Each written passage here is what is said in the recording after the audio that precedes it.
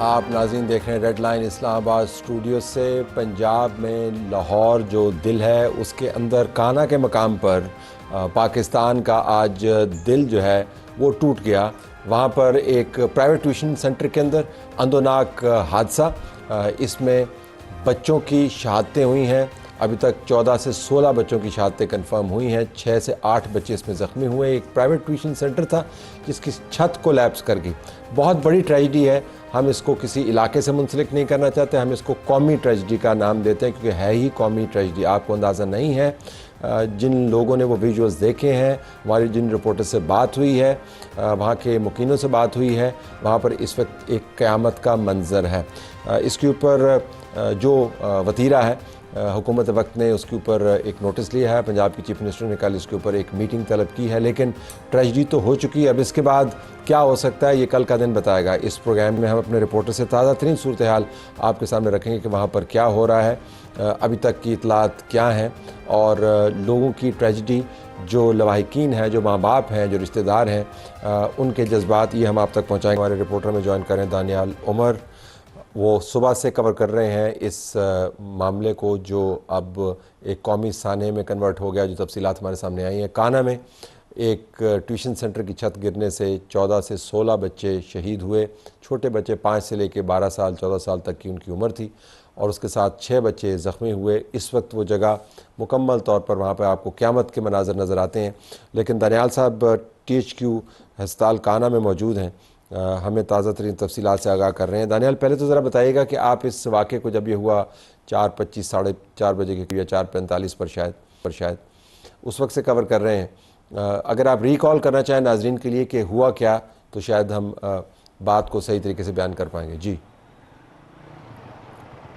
बहुत शुक्रिया तलत साहब। ये इलाका काहना नो का इलाका है, लाहौर में फ़िरोज़पुर रोड के ऊपर ही ये इलाका है और इसमें तंग गलियां हैं जिस इलाके के अंदर जो है वो ये वाक़या, अफसोसनाक वाक़या पेश आया, जहां पर एक घर के अंदर ही ट्यूशन सेंटर कायम था, जहां पर जो इलाके के करीबी बच्चे हैं वो आकर, ख़ातून हैं जिनका नाम अनीला है, उनके पास ट्यूशन जो है वो पढ़ते थे।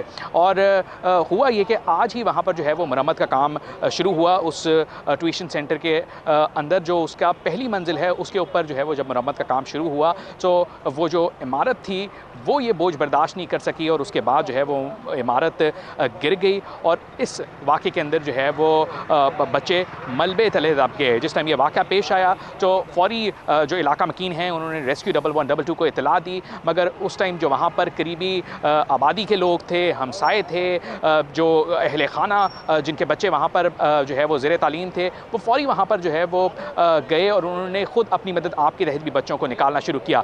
रेस्क्यू 1122 जब वहाँ पर पहुँची तो उनके मुताबिक तकरीबन 20 लोगों को जो है वो इस इमारत के मलबे से निकाला, जिसमें से जो 14 जाने हैं और वो बच्चे हैं वो जो है वो जाँबर नहीं हो सके और जब उनको अस्पताल पहुंचाया गया तो तब तक वो दम तोड़ चुके थे। इसके अलावा 6 जो बच्चे हैं उनको अस्पताल मुंतकिल किया गया, THQ अस्पताल काहना के अंदर, जहां पर जो है वो उनको माइनर इंजरीज थी, उनका इलाज जो है वो यहां पर किया जा रहा था। इलाके को जो है वो उस वक्त कॉर्डन ऑफ कर दिया गया। बहुत देर तक रेस्क्यू 1122 जो है वो वहां पर ऑपरेशन करती रही, सर्च करती रही। पुलिस की और रेस्क्यू की एक बड़ी टीम जो है वो वहाँ पर मौजूद थी और तमाम तर चीज़ें हैं वो सर्च करती रही। इस अफसोसनाक वाक़े में जो मकान के मालिक हैं, यानी कि वो खातून अनीला जो कि इस वाक़े के अंदर ज़ख्मी भी हुई, उन्हें लाहौर जनरल अस्पताल में मुंतकिल भी किया गया, उनकी बेटी भी ज़ख्मी हुई, उनके जो शौहर हैं और साथ में जो उनके बाकी लोग हैं घर के, उनको पुलिस ने अरेस्ट भी कर लिया है और अब उनके ख़िलाफ़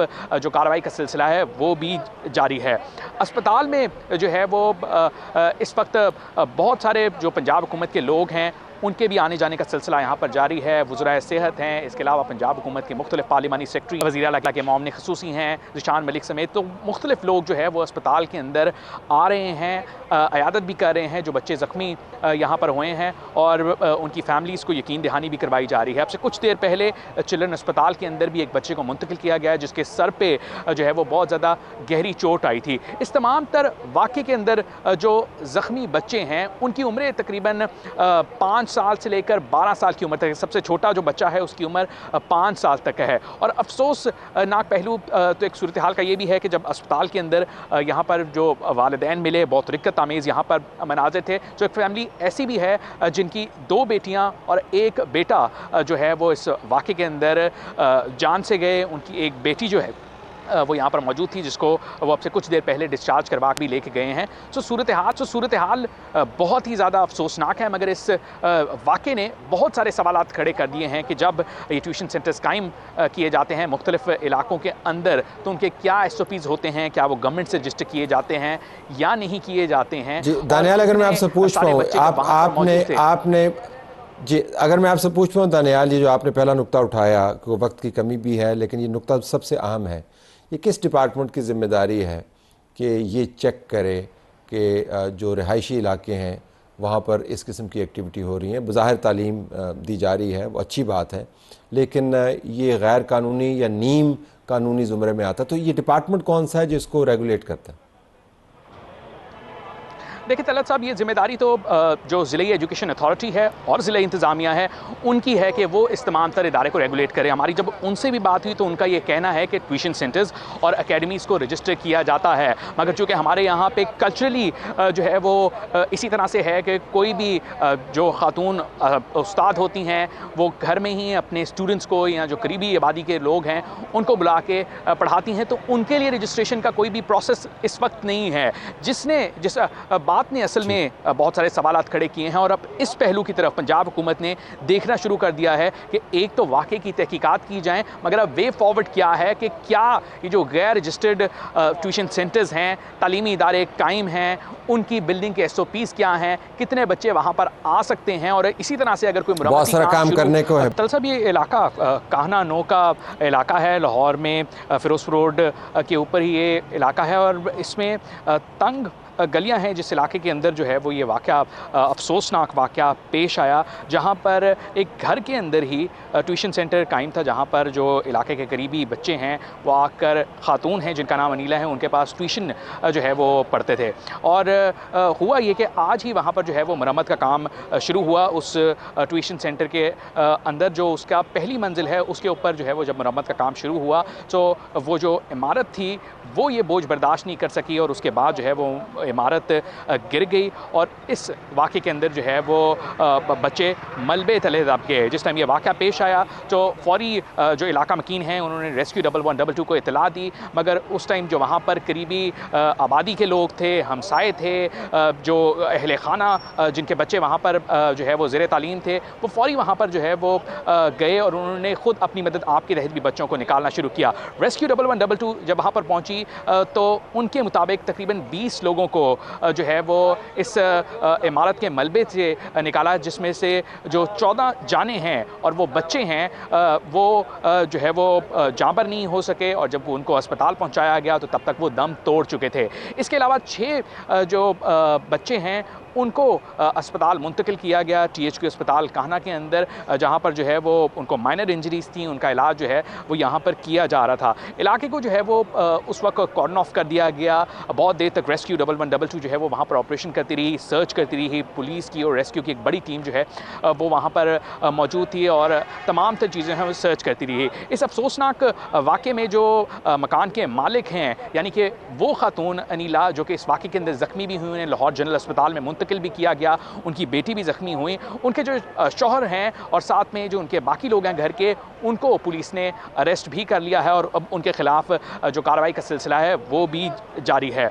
अस्पताल में जो है वो इस वक्त बहुत सारे जो पंजाब हुकूमत के लोग हैं उनके भी आने जाने का सिलसिला यहाँ पर जारी है। वज़राए सेहत हैं, इसके अलावा पंजाब हुकूमत के मुख्तलिफ पार्लिमानी सेक्रेटरी, वज़ीर आला के मामले ख़ुसूसी हैं, ज़िशान मलिक समेत तो मुख्तलिफ लोग जो है वो अस्पताल के अंदर आ रहे हैं, अयादत भी कर रहे हैं जो बच्चे ज़ख्मी यहाँ पर हुए हैं और उनकी फैमिलीज़ को यकीन दहानी भी करवाई जा रही है। अब से कुछ देर पहले चिल्ड्रन अस्पताल के अंदर भी एक बच्चे को मुंतकिल किया गया जिसके सर पे जो है वो बहुत ज़्यादा गहरी चोट आई थी। इस तमाम तर वाक़े के अंदर जो ज़ख्मी बच्चे हैं उनकी उम्रें तकरीबन 5 साल से लेकर 12 साल की उम्र तक है। सबसे छोटा जो बच्चा है उसकी उम्र 5 साल तक है। और अफसोसनाक पहलू तो एक सूरत हाल का ये भी है कि जब अस्पताल के अंदर यहाँ पर जो वालिदैन मिले, बहुत रिक्कत आमेज़ यहाँ पर मनाज़िर थे। जो एक फैमिली ऐसी भी है जिनकी 2 बेटियाँ और 1 बेटा जो है वो इस वाक़े के अंदर जान से गए। उनकी एक बेटी जो है वो यहाँ पर मौजूद थी, जिसको वो अब से कुछ देर पहले डिस्चार्ज करवा भी लेके गए हैं।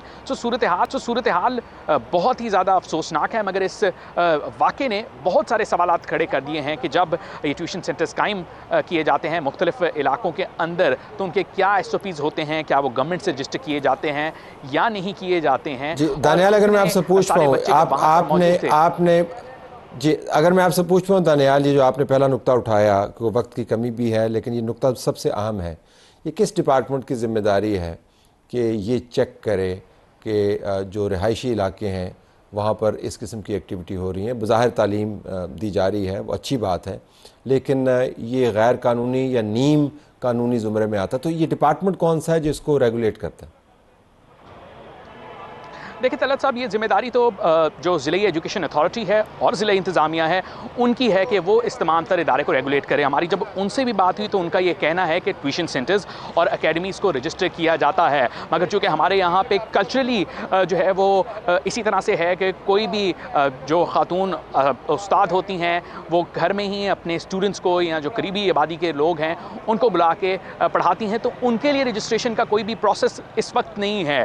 जिस बात ने असल में बहुत सारे सवालात खड़े किए हैं और अब इस पहलू की तरफ पंजाब हुकूमत ने देखना शुरू कर दिया है कि एक तो वाकई की तहकीकात की जाएं, मगर अब वे फॉरवर्ड क्या है कि क्या ये जो गैर रजिस्टर्ड ट्यूशन सेंटर्स हैं, तालीमी इदारे कायम हैं, उनकी बिल्डिंग के SOPs क्या हैं, कितने बच्चे वहाँ पर आ सकते हैं, और इसी तरह से अगर कोई बहुत सारा काम करने को है, बहुत सारा काम करने को। दानियाल, आपका बहुत शुक्रिया। नाज़रीन, ये कौमी और इसको इसी अंदाज से मार्क भी करना चाहिए, उसके ऊपर इसी अंदाज से काम भी करना चाहिए, लेकिन जिनका नुकसान हो गया वो बच्चे तो वापस नहीं आएंगे। इजाज़त चाहते हैं, अल्लाह हाफ़िज़।